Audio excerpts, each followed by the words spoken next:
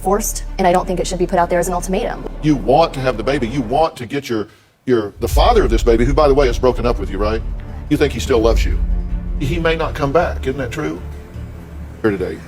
With Emily being pregnant, it's caused a huge rift in our family. Right. Her decision to keep the baby. My husband and I don't agree. Charles, you're the stepfather here. Correct. And you think it's a bad idea for her to keep this baby. Absolutely. And you think what? I think that I want to support my daughter and whatever her decision is. And her decision to keep the baby, I feel like I need to be there to back her up and to be someone she can talk to and lean on during this process. Is she qualified to make this decision? I know that she's young, I know that she's immature, and I know that, I've done, right now I feel like it's my job to teach her how to become a mom, and it's my job as her mother to kind of get her qualified and get her ready. Have you had a reality lesson with her about what's about to happen here?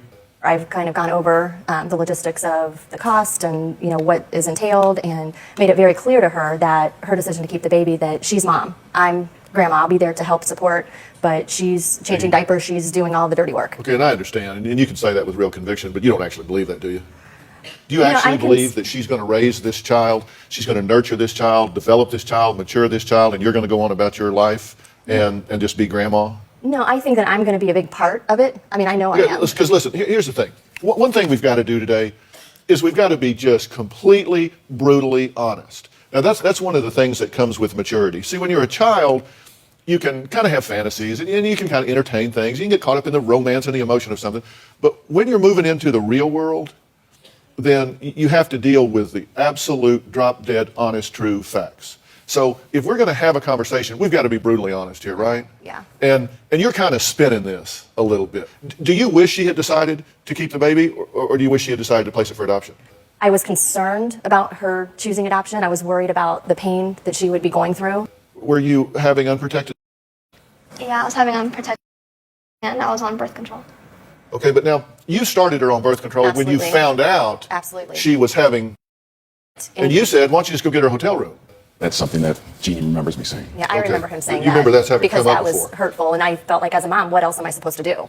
You actually had her take the pill in front of you while you were watching. Yeah, every day. when she started on the pill. So what did you know that made you do that? I know that she forgets. I know when she's had to take medicine in the past, she forgets to do it, and I wanted to make sure that she was doing it. And I also children aren't responsible about that sometimes. Right. And, also, too, I did have a fear that she maybe wanted to have a baby, wanted to become pregnant. Did you get pregnant on purpose?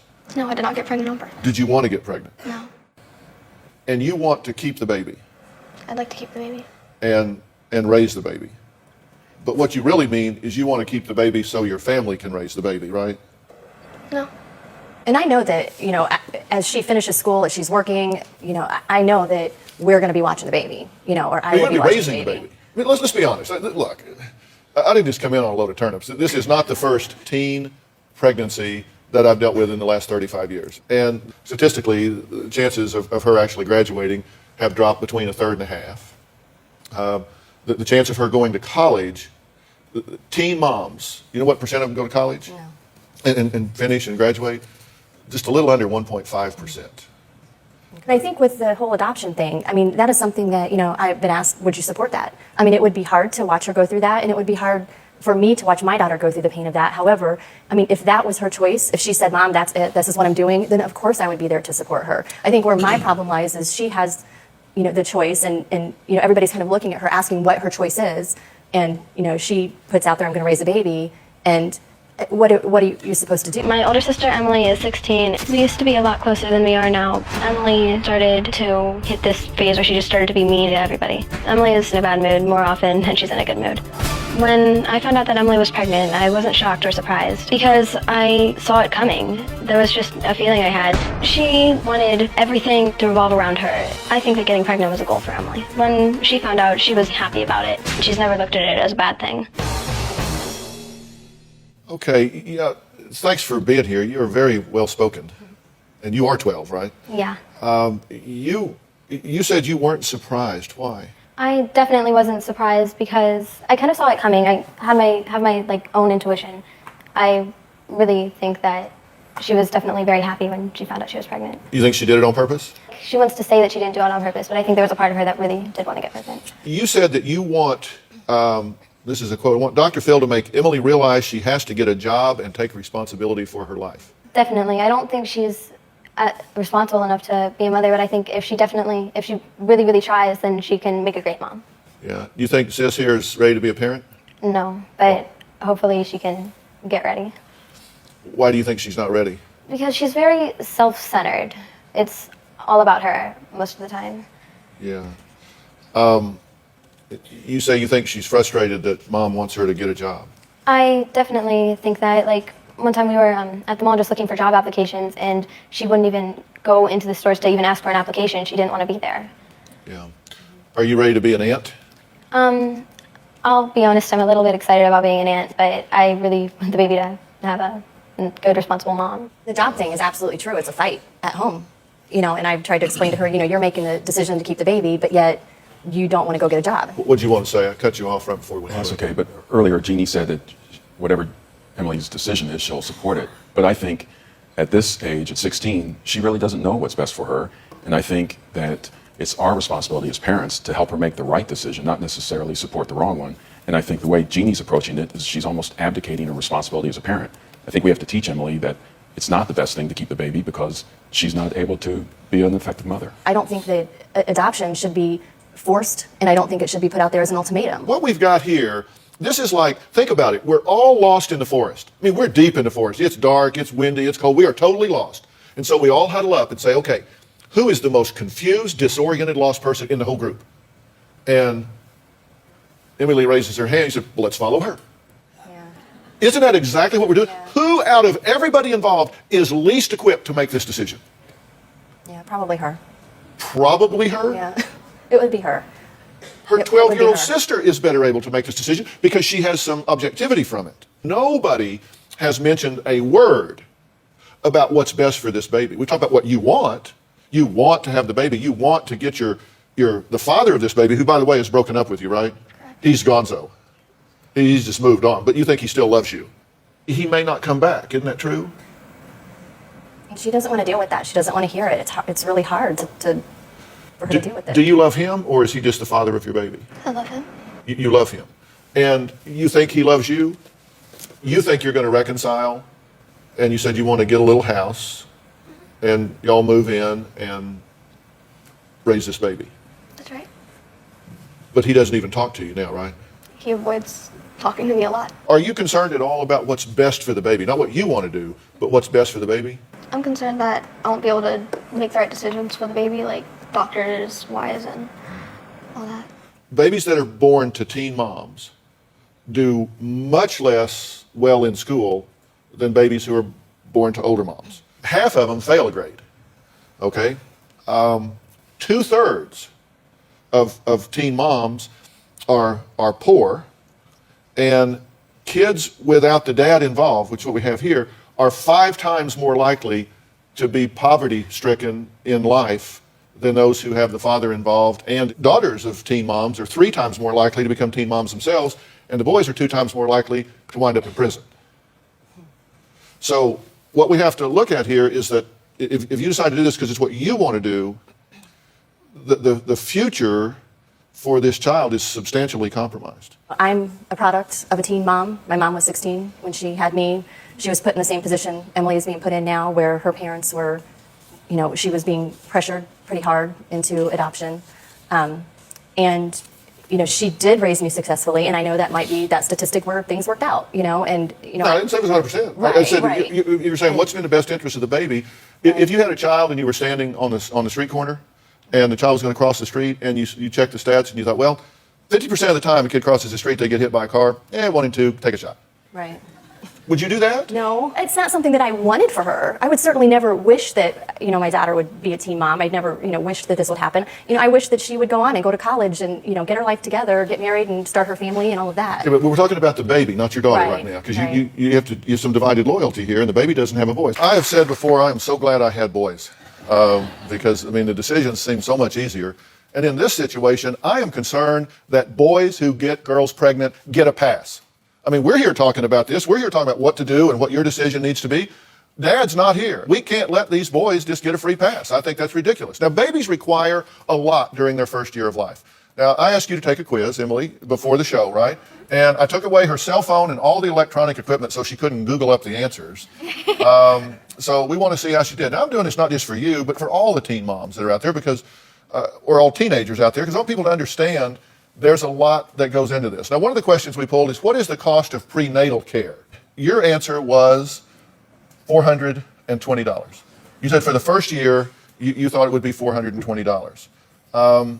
But the average answer actually is $1,500. So you missed that by a lot, right? You got a third, less than a third. Now, do you know what copay is? Okay, so if you have insurance, I don't know if you do. Do you know if you have insurance I have insurance. to cover this pregnancy? Yeah, I'm doing Healthy Start. Okay, so you would have a copay, and the copay for a doctor visit is usually, I don't know, 20, 25 bucks.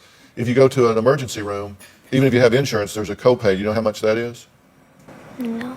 Just to go, even with insurance, you would have to pay on average of 120 bucks. If you were working 20 hours a week at $7-8 an hour after taxes, that would be all of your money just to go to the emergency room one time.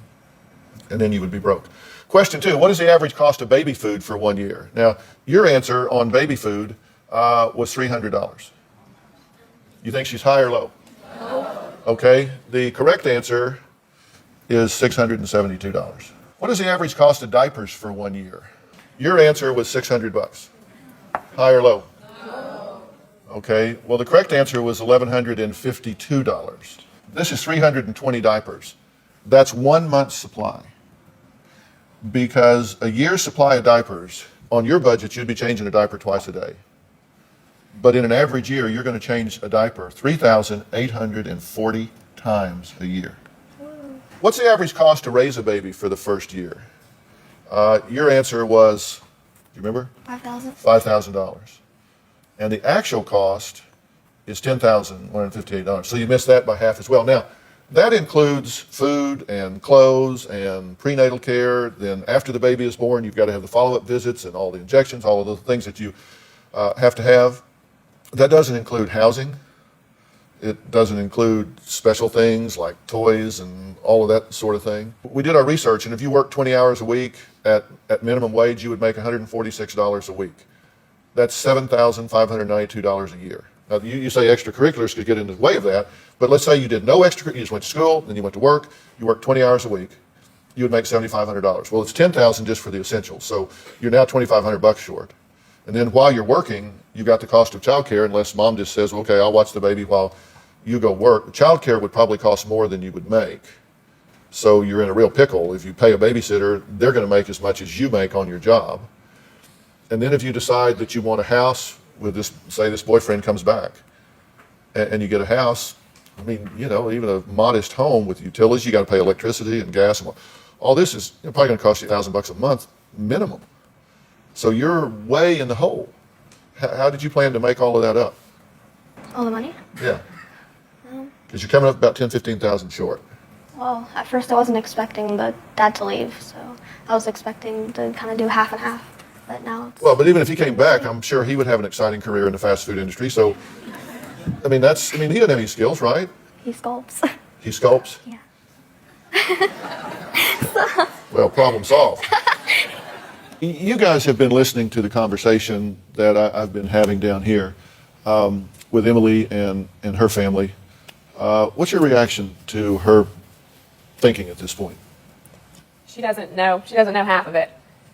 What do you mean? Well, my husband and I own a house, and just in bills for the house, well over $1,000. That doesn't include Ethan and all the bills that we pay for him, the doctor bills, the diapers, the food, everything. What was the biggest shock for you? The fact that she's doesn't already have a No, job. I mean, for you in your life. Oh, You were a cheerleader, correct. and you moved in with your boyfriend at 17 I did. because you said you felt like a grown-up. I did. Yeah. How'd that work out? Not so well. It definitely was the biggest mistake moving in with him that early. Yeah. How long after you moved in before you got pregnant? 3 months. 3 months. So you were 17. I was 17 when I got pregnant. What have you had to give up? I had to give up going to college. I had already had a scholarship to school. I had to give up friends, going out, a sorority that I planned on being in. I had to give up time, money, everything. You know, I said that teen moms don't have a good track record of finishing high school. How did you do? I dropped out. You dropped out. You working on your GED now? I'm getting my GED next month, and then January I'll be starting college. How did it affect your relationship with your friends? I I don't really have a lot of friends that aren't moms anymore. 90% of my friends are parents. How about you, Melissa? Well, I got pregnant when I was 18. And the reason I did it was I thought babies were cute and I wanted a baby. You said you got pregnant. You moved in with your boyfriend and you were pregnant within a week? I found out I was pregnant a week later. A week later. Yes. And you, kind of like I was talking about before, you thought babies were cute. Yes. They do grow up though, don't they? Yes, I did not realize all the expenses. Yeah. Yeah, you were having unprotected sex, right? Yeah, we were. And at the time you were doing that, did you want a baby? We did want a baby, but after it also wasn't working for us, so we decided not to have a baby, and a week after I come out pregnant. Okay.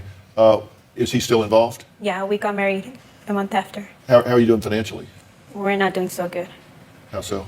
I'm the only one working right now. He's going to school for EMT, and I know he's going to school and not working because he's trying to make it better for us in the future, but it's not working for me right now. Yeah. So it's hard for you. You're 8 months pregnant and Yeah, you're working. it's What kind of hard. work do you do? I do customer service for an insurance office.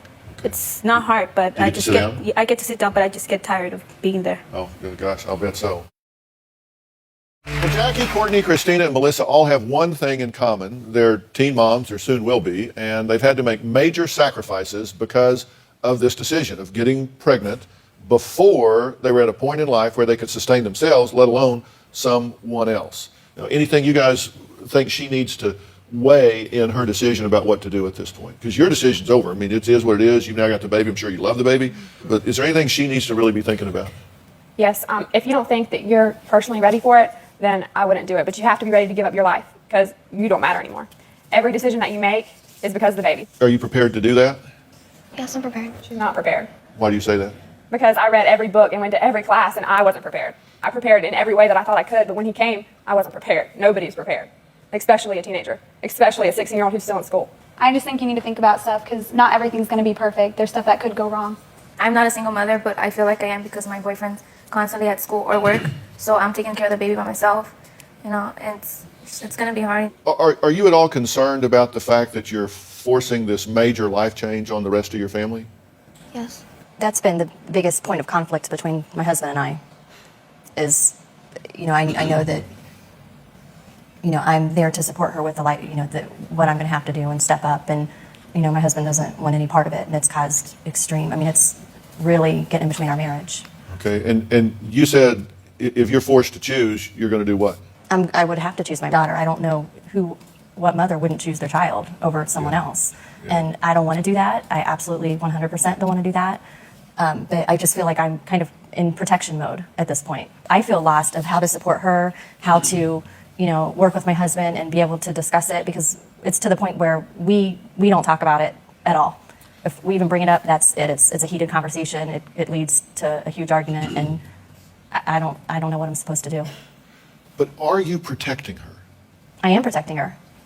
If what you're doing is supporting a choice and a decision in her that will change her life in a way from which she may never recover, she'll go down a path and I mean, education will be gone. All of those things can and statistically predicted will happen. Is it protective to do that because you're afraid she's going to have an emotional reaction to separating from this baby and placing it for adoption? I mean, I see your point on that, and I don't know. I haven't, I guess, thought of it in that light. I think what I'm protecting her from is, when I say that, is the negativity that's come and the forcefulness that's come from everybody. But is it negativity or is it reality? I mean, it's like I'm saying, if it would be very negative for me to come in the middle of Thanksgiving dinner and say, Jeannie, I hate to tell you this, but your master bedroom is totally ablaze. It's on fire. And you would say, well, that is so negative. We're having dinner here. Can you not see this? It's Thanksgiving. I said, well, I understand, but it is on fire and it's now going up through the roof. And I mean, this is rolling down the track. You can say, well, you're just being so negative. Would I be negative or would I be realistic in telling you the truth about what's getting ready to happen? That's realistic. And all I'm trying to say is, look, I've been through this so many times, and I look at this precious daughter you have, and you are a delightful young woman. I mean, seriously, you're as cute as you can be. But I have to say, it seems to me that her readiness and preparedness to be a mother, even with you guys backstopping her, is practically non-existent, which it shouldn't be. She's 16. Right. She's a child having a child. But part of growing up is to realize when you choose the behavior, you choose the consequences. And she chose a behavior here with a consequence that affects a human being for the rest of their life. Do you give proper consideration to what is best for this baby? I feel like I'm the only one speaking for the baby here. The baby has no voice. I'm trying to say, okay, I can either stay with this teen mom, and I can have 2 times more likelihood of going to prison, having a teen pregnancy if I'm a girl, flunking in school, living on poverty, or I can go live with a family that desperately wants a child, has been screened by professionals, is mature, is stable, is financially well-rounded, everything is in place to give me a chance to be loved and have traction.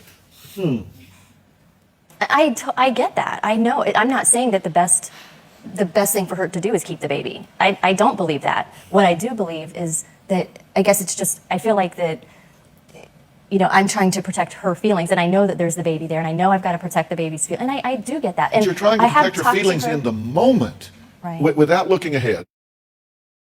Our teen pregnancy rate in America is 8 times higher than it is in Japan. It's 2 times higher than it is in the UK. I mean, we're doing something wrong, and that's a conversation for another day. We already are pregnant in this situation, and when I say we, I mean you, and you are pregnant, because this isn't something where she's going to have this baby and go off to young motherland.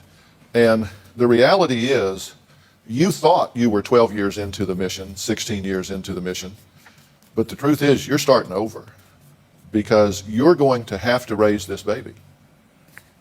Do you get that reality? She can do what she can. Right. But it's like, it'd be like asking her to get taller. Right. No, I. It's not a matter of I want it really bad, because her brain isn't fully developed yet. Emotionally, mentally, physically, she's just not to the point yet that it's fair to ask her to do everything she's getting ready to be asked to do. If she, continues to choose to keep the baby, I know I'm going to end up raising the baby. I don't know how. We've had conversations when no one's around, and talked about it, and I've asked her, and we've gone over it, and she's adamant. She's 100%. I'm keeping the baby, and she's telling me this, and I don't know as a mom how to persuade her that this isn't the best Let me thing. ask you, why are you so adamant about keeping this baby? I want to step up and try it and say I can try it. And if I succeed, I can say I succeeded. Instead of just saying, well, this is too hard, I'm going to back down because this isn't good for the baby. What is in the best interest of the baby? I just know if I was adopted, I wouldn't feel that loved. I'd be like, well, why did my parents keep me? And they might understand that I couldn't afford it or anything, but I know that it'd be really difficult for everybody. I can think of no greater act of love than for the parents of a child who are not equipped to give that child the best chance in life. I can think of no greater act of love than to put their feelings aside and place this baby in a loving home that gives it a better chance at life. I mean, to say that you would not feel loved and would wonder why your mother wouldn't keep you. Parents that place their children for adoption do so because they love that child more than themselves.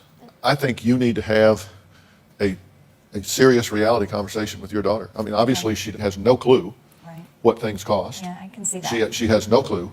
She still fantasizes that this boyfriend is going to come back and be in the picture. You've got a daughter living in denial. You've got a daughter living in fantasy, and it is your job to say, if we're going to make this decision, let's make it with full set of facts on the table. And I would ask you to revisit that. I can't say anything about her being pregnant or the child or anything like that at home, because, I feel like I don't have that support system behind me trying to kind of talk her through it. And I don't know how to do that. I mean, There are specialized counselors, Emily, that work with these decisions. They work with adoption agencies. They work with adoptive parents and bio moms, which is you, to think through this and put all the cards on the table to think it through. Would you be open to sitting with someone like that and discussing this if I arranged that for you? To sit down and say, help me think through this so I can go back and revisit my decision. Would you at least listen to what someone had to say? No. You say no because you think that's a step towards adoption. Yes. one thing that I'm concerned about is if she chooses adoption, if she, in the beginning chose not to have the baby, I feel like, too, I'm worried that in 6 months we're going to be right back in this position. we're going to be sitting here, her wanting a baby, or either wanting a baby, pregnant.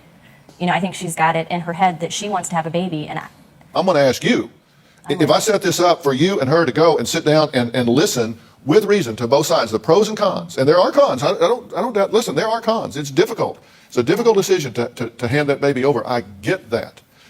But somebody needs to sit down and crack the fantasy world and deal with the realities here. If I make that specialized resource available to you, will you go with her? absolutely. I just don't think reality has hit her yet. The fact that she doesn't even have a job just strikes me as, I'm just amazed. She should have a job by now, if anything, to be saving some money. She still has time to save some money to put away. The amount of money is ridiculous. And I hope they're prepared to spend money too, because they will. If she doesn't get a job, they will. And it's, what do you want to say, Charles? Well, adding on to that, the last time we talked to Emily about getting a job, she told us she did not have to get a job yet because the baby hasn't even been born. I had a job. That was afterwards. Yeah, you got to bankroll some money here. I'm trying to put the facts out here, and Mom, you got to play bad cop at least some of the time here and visit. It is not negativity; it is reality. I'm going to make the resource available. I hope you embrace it. Thank you. Little sister, thank you for being here and talking about all of this. You are a prize egg, I'll tell you for sure. I really appreciate you even letting me come and be on the show, because I know this isn't what you usually do. You bet. You need your own talk show. That entire situation is just sad. Emily is definitely not ready to have a baby. She's so young. She looks even younger. She clearly has no concept of what this will cost, the amount of time, the amount of energy that it will take, the way it will derail her life, change her life. She has no concept of it. It seems like she's just, a young teen girl who's still in love with a boy who's just disappeared. So she doesn't have the support of the father, who's also another child. Ultimately, I think it's just a hard situation. I don't think there is one single option here that's perfect. The perfect option would be to have not gotten pregnant right now. The little sister, the 12-year-old, is impressive. I was not expecting that from her, but she seems to have a very strong grasp of what's happening and whether or not her sister is equipped to do this. But what do you guys think? Do you think she should keep the baby? Do you think she should give it up for adoption? Do you think she should choose another option? What do you think? Will she be a good mom? Is this going to cause her to drop out of school and never get a college degree? Let me know what you think. Drop it in the comments.